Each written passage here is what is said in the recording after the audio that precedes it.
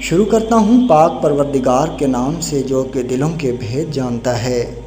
ناظرین کرام، حضرت ابو ایوب انصاری رضی اللہ تعالیٰ عنہ سے روایت ہے کہ رسول اللہ صلی اللہ علیہ وآلہ وسلم نے ارشاد فرمایا، جس نے رمضان کے روزے رکھے اور اس کے بعد 6 نفل روزے شوال یعنی عید کے مہینے میں رکھے تو پورے سال کے روزے رکھنے کا ثواب ہوگا۔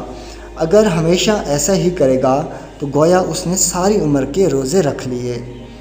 ناظرین کرام، کیونکہ اللہ تعالیٰ نے ہر نیکی کا ثواب 10 گنا مقرر فرمایا ہے، اس لیے جب کسی نے رمضان کے 30 روزے رکھے اور 6 روزے شوال کے رکھ لیے تو یہ 36 روزے ہو گئے۔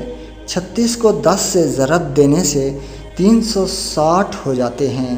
قمری حساب سے 1 سال 360 دن کا ہوتا ہے، لہٰذا 36 روزے رکھنے سے اللہ تعالیٰ کے نزدیک 360 روزے شمار ہوں گے اور اس طرح پورے سال کے روزے رکھنے کا ثواب ہوگا۔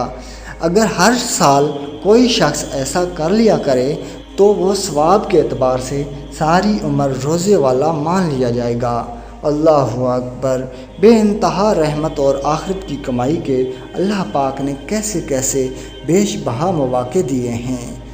ناظرین کرام، یاد رکھیے، شوال کے 6 روزے مسلسل رکھیں یا متفرق طور پر، چاہے عید کے دن کے بعد رکھیں یا پورے مہینے میں کسی بھی دن، تمام صورتیں صحیح ہیں۔